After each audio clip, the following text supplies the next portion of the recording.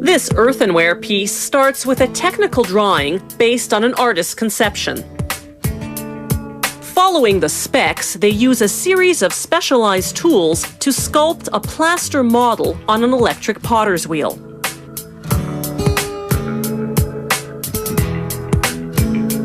They check the diameter with calipers. The model is 7% larger than the finished piece will be, to compensate for shrinkage that will occur during drying and firing.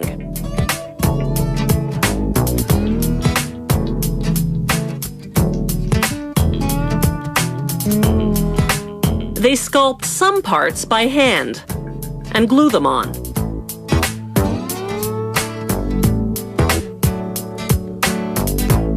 Using this model, they cast a master mold made out of a rigid type of plaster called gypsum. They now use this master mold to cast a production mold out of rubber, or in this case, plaster. First, they pour in the plaster, using their hand to break up any air bubbles that would cause defects in the casting.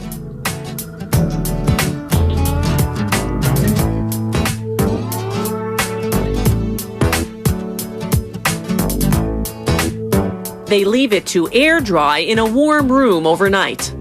Once it's ready, they can extract it, a delicate operation that takes 15 minutes.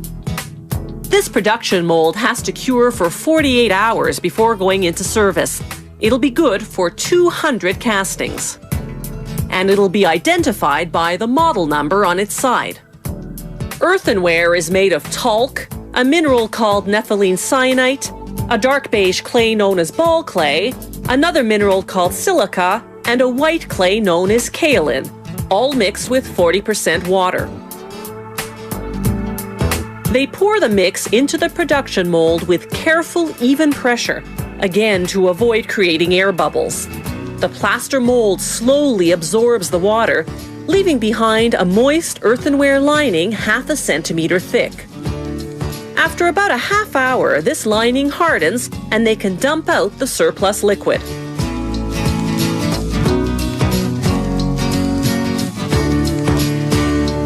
They cut off the excess earthenware at the top.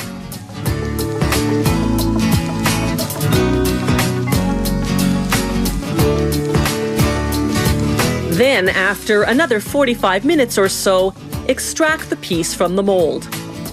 Workers have to handle the earthenware gingerly, with even pressure. If one finger presses just a bit too hard, it'll show up as a dent, but only after the piece is fired. After a 24-hour drying period, workers then carefully shave off the seam left by the two halves of the mold. They rub the piece on wet stone to even out the top and bottom. Then they smooth the surface with a wet sponge.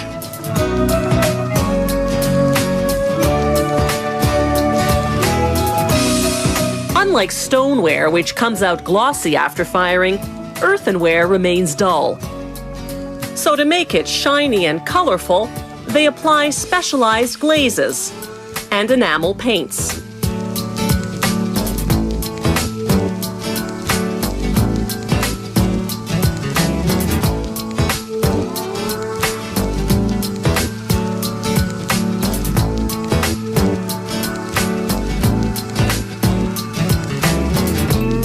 Finally, they spray the piece from top to bottom in a transparent glaze to give it an overall sheen. Then it's off to a room-sized oven called a kiln for an 8-hour firing, during which time the temperature climbs to more than 1,000 degrees Celsius, then a 2-hour cool down. The intense heat activates the pigments in the paints and makes the colors come alive, turning what was once a lump of clay into a work of art.